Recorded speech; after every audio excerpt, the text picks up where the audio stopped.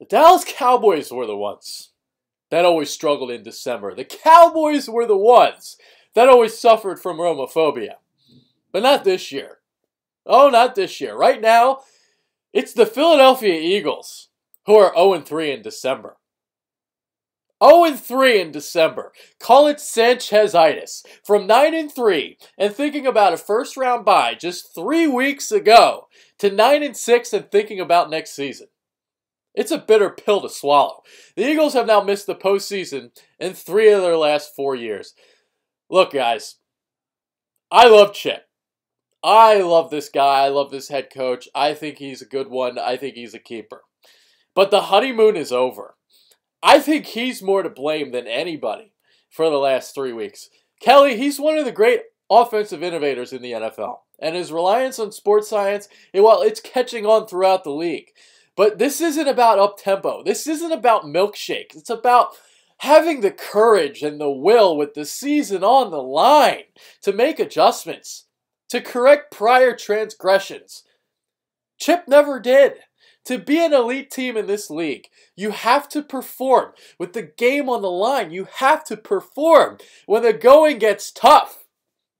The Eagles didn't do that. This is a step backwards in the process. The only way it would have been a step forward this season was with an NFC East title and a playoff win. Yeah, Chip set the bar pretty high last season.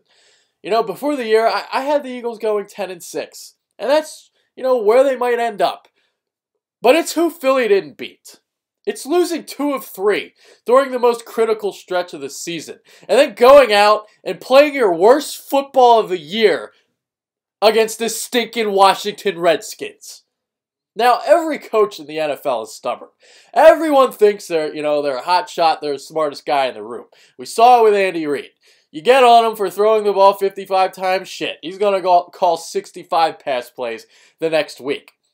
About Chip, one of the main reasons why he was such a breath of air coming to Philadelphia was because he had the reputation of running the football. But not so much the last 3 weeks. Can someone please fucking explain to me why Mark fucking Sanchez, Checkdown fucking Charlie, had 50 pass attempts when the running game was working just fine? The Eagles, they ran 84 plays on Saturday. Sanchez dropped back to pass on 55 of them. During the 3-game losing streak, Sanchez has thrown the ball 108 times. McCoy, he's carried it just 55 times. There's no fucking reason why Marky Mark should have almost twice as many pass attempts as McCoy does carries. That is beyond inexcusable. Sure, the Eagles, they might have been playing from behind the last 3 weeks, but twice as many pass attempts. Just think about that. Twice as many. You have an elite top 5 running back in the NFL as opposed to a backup quarterback. Are you fucking kidding me? Back to the Redskins game. McCoy, he gained 70 yards on 13 carries in the first half. On Philly's first scoring drive, McCoy carried the ball 5 times for 31 yards, including an 11-yard touchdown. So what does Chip do on his ensuing series? He calls 3 pass plays. 3 and out. I have no words. After a productive first half, McCoy saw the ball just 9 times in the second half. Sanchez threw it 27 times. 3 times as many. Are you fucking kidding me? Sure, the Redskins secondary is among the worst in the NFL, and McCoy ran for just 22 yards on 19 carries in his first encounter with Washington. But this offensive line wasn't healthy then. It is now. But Shady wasn't getting the ball. The funny thing about all this is, Sanchez, he actually didn't play that bad. Although he still can't throw the ball over 20 yards. He completed 37 of those 50 passes for 374 yards. But when the Eagles regained possession with 2:36 to play, it was inevitable that he was going to fuck it up. Everyone in Philadelphia knew that he was going to fuck it up. And he did. Off his back foot, Sanchez throws behind Jeremy Maclin, and Brashad Breeland picks it off. Everyone knew it was over from there. Kerry Williams misses a tackle on Pierre Garçon. He goes for 23 yards down to the Eagles' 35 on the first play. To make matters worse, Vinny Curry gets a roughing the passer penalty. And just to get off topic for a second, that last Curry, roughing call wasn't too bad, but I saw two of the worst roughing penalties I've ever seen in my life in this game. Brandon Graham's and Curry's one in the third quarter on the same drive, absolutely pathetic. Pathetic. The Eagles would have gotten off the field. Washington would have had to settle for a field goal. Instead, Darrell Young runs for a touchdown, a 4-point swing in a game that was decided by 3 points. The Eagles had 13 penalties for 102 yards in all. And getting back to Chip on that drive, why not let the Redskins score? Why?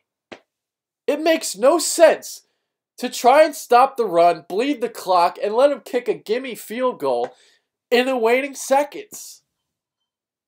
What the fuck? Like, really? That didn't make any sense to me at all. And now I'm going to shift my focus to the secondary. I mean, we know Bradley Fletcher sucks donkey dick, but once again, Billy Davis elects to have him on an island against another one of the top receivers in the league. No safety help over the top. It took Davis 15 weeks and 3 quarters to finally put Fletcher on the bench. We wanted this all the way back in week 4. 15 fucking weeks. Inexcusable. Again, this is where I want to bring up Chip, because you're the head coach of this football team. If Davis wants to leave Fletcher in there, fine. But you have all say in every aspect of this team. At some point, why didn't you go to Davis and tell him, yo, take Fletcher out of the game, he sucks. He's hurting our football team. He never did that. Opposing defenses, they just kept picking on Fletcher. And why shouldn't they? Not once, all year, did the Eagles make the proper adjustment. Inexcusable. Obviously, this secondary needs a complete overhaul. The only starter that should be back is Malcolm Jenkins next season.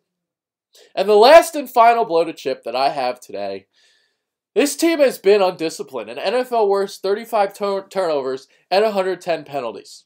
With those numbers, quite frankly, the Eagles, they don't deserve to be in the playoffs. The lone bright spot on Saturday was the coming out party for Zach Ertz. He set a franchise record with 15 receptions for 115 yards. He had just 15 total catches over his last 7 games combined. Ertz played 78% of the snaps Saturday, by far the most time he's seen on the field this season. Now, this is where I'm not going to knock Chip too much for this. I mean, yeah, Ertz probably should have seen the field a lot more this year, but, with the offensive line woes, you needed to have Selleck in there to block, so I'm not really going to get on him too much for that. But once again, another mistake from Chip Kelly.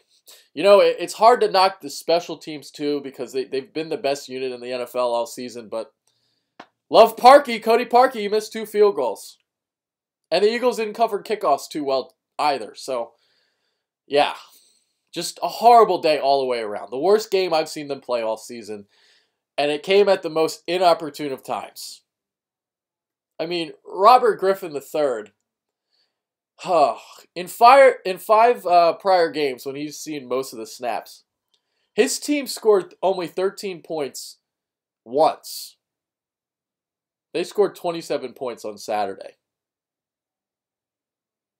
In the end, quite frankly, this turned out to be a wasted season. I mean, you might as well have tanked and gone after Marcus Mariota. I mean, I'm devastated, guys. I don't know what to say. What can I say? And it would have been nice if the Colts would have showed up in Dallas. I mean, Jesus Christ. Whatever. It's not like the Redskins were going to win next week anyway, but Dallas is in the playoffs. Yeah. All right. That's it for today. Make sure you follow us on Twitter, @TheBitterBirds. Keep your head up, Philadelphia. One of these years, we will win a Super Bowl. It's going to happen. It's going to happen. Later all. Take care.